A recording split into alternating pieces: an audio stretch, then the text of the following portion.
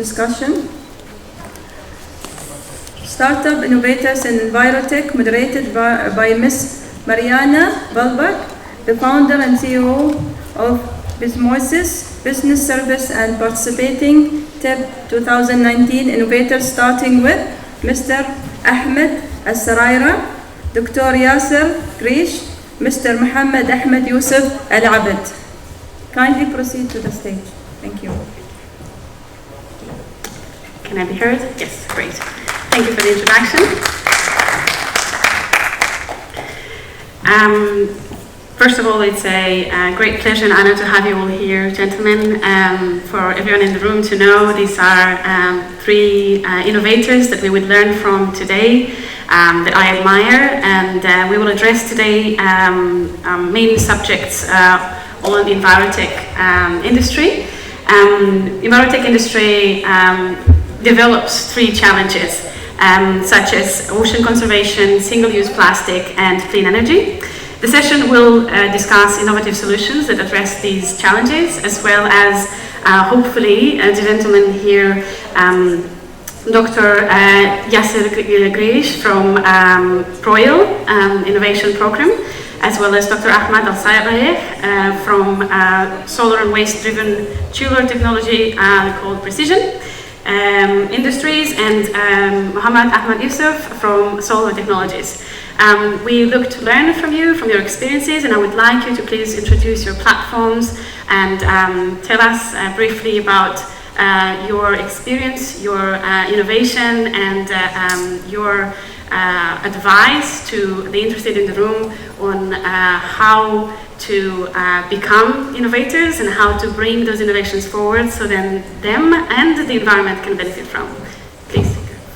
Hello everybody. First of all, I would like to thank TIP committee for this invitation. My name is Ahmad Al Sarayreh. I am working with Precision Industry. It's a local company specialized in power generation. I am trying in my invention to address the clean energy in cooling sector. There is a huge and high demand for cooling in this area, and to cover this cooling, the conventional cooling system are used commonly. This system has a significant opposite impact on the environment, such as greenhouse gas emission and ozone depletion potential. The invention is a new system, a new cooling system. It can work by any kind of waste heat, like waste heat from diesel generator or from solar collector. This system can work at high ambient temperature up to 50 degrees. We already built a prototype system and we tested it in our lab in Dubai. And now we are trying to combine this system with diesel generator to utilize the waste heat from diesel generator, so we can give the end user electricity and cooling at the same time, an efficient, cost, and environmentally friendly solution. Thank you very much, Mr. Ahmad. What a beautiful initiative, and very much needed in the warm countries as the GCC and MENA region is. Dr. Yasser, I would like to hear more about prevail and what your project is about. First of all, thank you. I would like to thank the administrators who's taking care of TIP for the kind invitation to be on the panel. And I'm Yasser Grish. I'm a professor of material science and chemistry at the UAE University. It's really interesting that our innovation started about 5 years ago when I was giving a seminar about one of the methods that you can make fibers, nanofibers out of. And then in the audience, there was a colleague who is also a chemist, but he knows more about petroleum. And he said, why don't we work together and do something that my nanofibers can work on collecting the oil spills. And from that perspective, we started working officially on advising a student through her master thesis. And through the results that we obtained within like 2 years of research, we came up with a protocol that we have a material. We give it a name, it's prevail. And this prevail is basically a nanofiber absorbent that is 7 times higher absorption of crude oil spills than what is in the market. It's exclusively made from recycled materials, recycled plastics. So we clean the environment from recycled plastics, we clean the environment from oil spills, and not only that, the post-treatment does not depend on incineration or landfilling, but the post-treatment basically is complete solubility of what we have collected, including the fibers themselves. into a solution that is feasible to be fed to the refinery. So it is a zero waste process, and it cleans the environment from three main things: the plastic waste and the oil spills and the post-treatment afterwards. So that was a very nice initiative, and now we have already developed the prototypes, and we demonstrated our prototypes and the whole process in front of ADNOC specialists and at the airport as well, and it has been already patented. We have a US patent, 2 years old now, or like 1.5 years old, and we are in the process of setting up our startup, and hopefully we will get enough sponsorship to have our first pilot plant. Wow, congratulations. What a beautiful product. I was amazed to know what a performance you've already proven with the product that you developed. Yes. Also, the exceptional possibility of having that product as a preventive as well as a solution in case of oil spillage. So you're solving a lot of problems here. Thank you very much for your innovation. Mohammed from Solva Technologies would like to hear more about your project and your innovation and your problem that you are being solving through. First, I would like to thank Tib and you for having me today. Solva Technologies is basically an AI and learning machine algorithm that supports electrification of the last mile delivery and logistics business. So what we basically do is we trace the operational and performance data of the businesses that we partnered with as R&D partners. And we analyze the data through the algorithm we've created, and based on the output of the data, we define if the vehicle can be removed and swapped with an electric vehicle that we provide to them as well. With the vehicle that we provide, the electric vehicle, we support the vehicle with a dashboard that supports the user, the operator, and teaches the operator how to operate an electric vehicle. We believe that this is the step that should be considered before proceeding into market electrification, since we have limitations in infrastructure, regulations, and etc. So it's like a learning curve ahead of the wave of electrification. Just to answer the two other parts of your question, what is my experience in the business? The challenges faced and the learnings were they were amazing. And my advice to next generation entrepreneurs and to anybody who is deciding or thinking of joining the wave of entrepreneurship, I would say believe and consistency. So as long as you're consistent with what you do on a day-to-day basis, success should be there. Thank you, Mohammed. Very inspiring indeed, and a great initiative to give instructed support to those that will be your final users of the product that you bring on the market. So that solves the know-how challenge, right? So very impressive, gentlemen. Thank you very much. Mohammed went ahead with giving an advice to those that are planning to be innovators and investors. Gentlemen, Dr. Yasser and Mr. Ahmad, I would like to hear one advice that you would give to those that are now the big dreamers or at the stage that they have dreamed big but they need to move forward and they don't know how. What would be one main advice that you would give from the route that you've gone through with your innovation, please?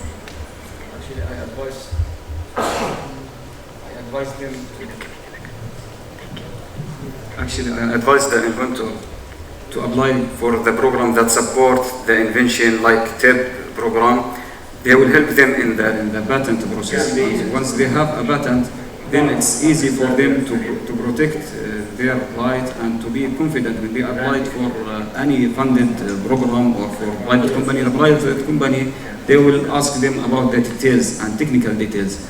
But once they have a registered patent, it's easy for them and will be they will talk freely and confident with. Thank you very much. From my perspective, I will take it further to two advices, not one. The first advice is there is nothing called impossible. Whatever idea comes to your mind, try it, and then try it again. If it fails, it doesn't mean that this is a failed idea. You can still give it time and give yourself a chance and give the idea a chance. That would be my first advice, be patient. And the second advice is you can always work alone, but we are not created to work alone. We have to support each other. So in other words, you have to seek expertise of others as well. Nobody claims that he knows everything, but at least you have a piece of knowledge, and the other piece of knowledge will be with someone else who will complement you. And together you can make something stronger and more pioneering. So that would be my two advices to almost everyone. Thank you, gentlemen. Very insightful. I'll just do a summary of the advice because I am very sure everyone needs to just have this advice over and over and over in their head and in their mind before moving forward. So as a summary, we need to have our innovation patented and registered to protect ourselves. We need to partner with the knowledge of others in order to have the support and the expertise from different fields, and we need to persevere and continue working on our ideas and be consistent because that guarantees success to your innovation. Thank you, gentlemen. I'll move to the room now. If anybody has any questions for us, then I would be happy to answer them. Please. Yes, please. I would like to know who are your customers? Okay, so gentlemen, the question is, who are your customers? That's a very good question. At the incipient stage that you are now, who are you planning to help or sell to your products and your innovation? Please. When we are talking about this cooling system, any client, he has a cooling demand, but at the same time he has extra or excess waste heat from diesel generator or from solar collector. It's our client, and it's available in here or in all MENA region. Thank you. To me, Pro Oil is basically a product that will take care of oil spills, but I would like to make it general. It's not just crude oil spills that we may have on top of any water media like oceans and seas and so on, but we have tested our Pro Oil to motor oil, to diesel, and even to cooking oil. So our customers will be at the mega scale, which is basically ADNOC or any similar petroleum companies, ports, municipalities, risk managements, and so on. And at the micro scale, I would say as small as a restaurant, even, or like a motor or a garage or a machine shop and so on. Wherever you have an oil spill, then our product can be useful for it. So we have a wide range of customers, I would say. Thank you. For Solva, our customers are any company or business that owns a fleet with a defined hub for fetching products in those vehicles, regardless type of vehicle and regardless the type of a product, is it F&B or logistics or any type basically of product, but it should be a fleet and it should has a defined fetching hub. Thank you, gentlemen. To end our session, I would have probably one main question that has been discussed in almost every session and workshop happening at the TIP event for the last 2 days. And the question is, what do you think are the critical changes that have to happen in order to support startups in solving their biggest environment or EnviroTech challenges? Please. If I may start. Yes, please. Having the knowledge is not enough. You can come up with something, you can have a prototype every day, you can have a patent every week or every month. That should be okay, as long as you take care of the normal steps and complement each other and do normal research and so on, testing, experimentation. But the financial aspect is extremely important in this regard. Because as an example, as a Pro Oil, we've been with prototype for more than 1.5 years or let's say 2 years. So without sponsorship, we cannot go one step further. So financial support is basically something that every startup will seek. And this is maybe where TIP and DID and the other entities can be like moderators to link between the startups and where money is. And without that, you cannot go further. And also, if officials in the country or wherever you have the invention, they are not really interested in giving funding, maybe a very courageous sponsor should be there to fund the projects. Thank you, Dr. Youssef. Understood. Gentlemen, Ahmed? I believe the biggest challenge without referring to regulations, access to fund, infrastructure, without referring to those because they are common sense. Every single entrepreneur will sit in this chair will mention them. But I think the biggest challenge on top of all those existing challenges is the market and end user awareness of the cause of the issue and willingness to create change. In this region, I'm not being general, I'm not being specific as well.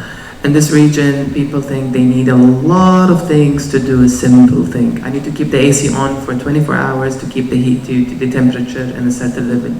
They're not educated of the auto mode thinking, you know. So the willingness of the market and the knowledge of the cause is one of the biggest challenge I am personally facing. Thank you, Ahmed. Indeed. Yes, please. I think one of the biggest challenge is the financial issue, but in a sustainable way. Not only to give the startup money and leave it. No, it needs some follow-up. Also, some change in the policy. Financial support is not to give money directly. Also, you have to change in the policy. For example, to make tax on some product or tax exemption another product, like that.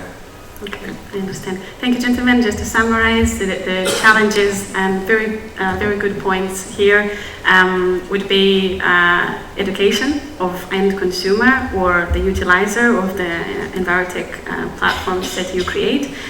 Would be, of course, funding and access to funds for the projects and the platforms, and continuity of support, either with funds, with education, government support, or any other platforms that are needed for those projects to be implemented. Thank you very much. Thank you for the auditorium, and I hope that next year we will know more about your success. Thank you.